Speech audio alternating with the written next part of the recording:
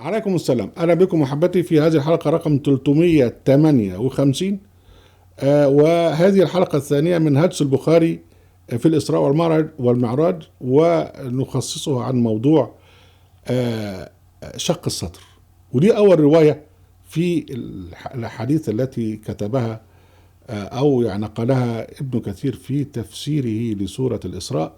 وقال لك ذكر الاحاديث الوارده في الاسراء، روايه انس بن مالك قال اللي هو قال الامام ابو عبد الله البخاري: حدثنا عبد العزيز عن ابن عبد الله عن حدثنا سليمان وابن بلال عن شريك او شريك بن عبد الله قال: سمعت انس بن مالك يقول. احنا ناقشنا طبعا الاسناد قبل كده وعرفنا انه كله كده. نخش بقى في المتن، في الراجل، في الكلام اللي بيتقال يعني. يقول: ليله اسري برسول الله صلى الله عليه وسلم من مسجد الكعبه أنه جاءوا 3 نفر قبل أن يوحى إليه وهو نائم في المسجد الحرام، فقال أولهم أيهم هو؟ فقال أوسطهم هو خيرهم، قال آخرهم خذوا خيرهم. فكانت تلك الليلة فلم يرهم حتى أتوه ليلة أخرى فيما يرى قلبه وتنام عينه ولا ينام قلبه، وكذلك الأنبياء تنام أعينهم ولا تنام قلوبهم. قال يعني كانوا عارفين الأنبياء. فلم يكلموه حتى احتملوه فوضعوه عند بئر زمزم، فتولى منه جبريل فشق جبريل ما بين نحره إلى لبته حتى فرغ من صدره وجوفه، فغسله من ماء زمزم بيده حتى أنقى جوفه، نظفه يعني. ثم أتي بطست من ذهب فيه نور من ذهب محشو إيمانا وحكمة، فحشى به صدره ولا غاديده، يعني عروق حلقه، ثم أطبقه ثم عرج به إلى السماء. دي طبعا رواية، دي فيلم جميل جدا حقيقة. فيلم جميل ان هو بقول لك انه جاءه 3 نفر قبل ان يوحى اليه، يعني قبل ما يكون نبي اتعمل له شق الصدر وأسري به وعرج به إلى السماء. يبقى كده ان بقى الإسراء والمعراج حدث قبل الوحي، يعني قبل ما يكون نبي. هو ده كلامه كده، بيقول لك: ليلة أسر الرسول صلى الله عليه وسلم من مسجد الكعبة جاءوا 3 نفر قبل أن يوحى إليه وهو نائم في المسجد الحرام. يعني كان نائم في المسجد الحرام. طبعا احنا ننسى تماما ان ده خاتم النبي محمد صلى الله عليه وسلم، ده الشخصية اللي هم اخترعوه، يعني ده النبي بتاعه أو الإله بتاعه. ده لا علاقة على الإطلاق بخاتم النبينا عليه السلام على الإطلاق. فلما نيجي نتريق هنا بقى يبقى التريقة عليهم وعلى النبي اللي هم اخترعوه. سبحان الله، لا شأن لحديثنا بخاتم النبيين عليه السلام خالص. انهم بقى رأي ان هو الراجل اللي هم عاملوه النبي ده كان نايم، جاله 3 نفر طبعا بعض الملائكة وهو نايم في المسجد الحرام. فقال لك: مين هو؟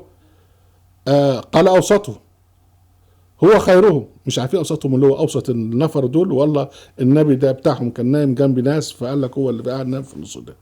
قال: خذوا خيرهم. فكانت تلك الليلة فلم يراه الى اخر الكلام. وبعدين بعد كده احتملوه فضعوه في بئر، وبعدين في جبريل جه وشق ما بين، راح يعمل له عمليه جراحيه وفتح بطنه وراح مطلع القلب بتاعه وراح غسله وحطه بقى في ايه، طبعا عمليه جراحيه يعني فظيعه جدا، في طست من ذهب فيه نور ومحشو ايمان. مش عارف محشي ايمان ازاي، يعني ما انا هنعرف المحشي ان في بوب رز وطبيخ وبتاع، لكن هنا بقى محشي ايمان وحكمه. فحشى به صدره، ملى بقى صدره حكمه ولغى ديده عروق حلقه، وبعدين قفل الحاجه الجراحه وبين راح طالع بيه لسماء الدنيا. فيلم هابط الحقيقه، يعني هنقول فيلم جميل يعني كمان مضحك، لكن هو فيلم هابط. المضحك بقى فينا ايه؟ ان موضوع شق الصدر ده خرافه. الجماعه اللي هم القصاصين دول كانوا في منتهى الجهل، يعني يقول فهمه الخاطئ لآية قرآنية ويعمل عليها الخرافات بتاعته. يعني ألم نشرح لك صدرك، يعني شرح الصدر يعني أن يتقبل صدر الإنسان الإيمان. أفمن شرح الله صدره للإسلام فهو على نور مرب، ده معنى شرح الصدر. هم عملوا شرح الصدر بقى عملية جراحية، افتح صدره يا ولاد، انا هطلع منه الحاجات الوحشة في قلبه وحط فيها حاجات إيمان، وابلي يا عم وعبي يا عم واقفل يا عم واطلع بيه في السماء. شغل يعني افلام هابطه. لكن المضحك كده ايه بقى؟ ان الفيلم الهابط بتاع شق الصدر ده اتروى كم مره. يعني البخاري رواه في كتاب البخاري بينقسم الى كتب، كتاب كذا وكتاب كذا، لكن هو يعني هو كتاب البخاري لكن انقسم الى كتب. فهو يروي احاديث متعارضه في زمن حدوث خرافه شق الصدر. مرة يقول انه قبيل الاسراء والمعراج عند المسجد الحرام، وذكر هذا مرتين في كتابي مناقب الانصار وبدء الخلق في ما يسمى بصحيح البخاري. ومرة يقول انه حدث في مكة في بيت النبي قبيل الاسراء والمعراج، حدث في مكة في بيت النبي مش عند المسجد الحرام. جاء هذا في كتاب الصلاة في ما يسمى صحيح البخاري. ومرة يقول انه حدث عند البيت الحرام قبل ان يوحى للنبي، اللي هو في الكتاب اللي احنا قلناه دلوقتي. اذا هو البخاري نفسه عمال بيتناقض مع نفسه في زمن حدوث شق الصدر. وبعدين الناس تانيين يقول لك لا، ده هو الحادثه ديت وقعت النبي محمد وهو صغير لما كان لسه يعني بترضعه حليمه السعديه في دار بني سعد في فتره الرضاعه التي قضاها النبي في بيت بني سعد. وده حديث انس بن مالك الذي جاء في صحيح مسلم ومسند احمد. هم بيخترعوا عك ويختلفوا في العك ويضيفوا ويتناقضون ويزيدون وينقصون، وكله دين مبني على قال الراوي يا سادة يا كرام.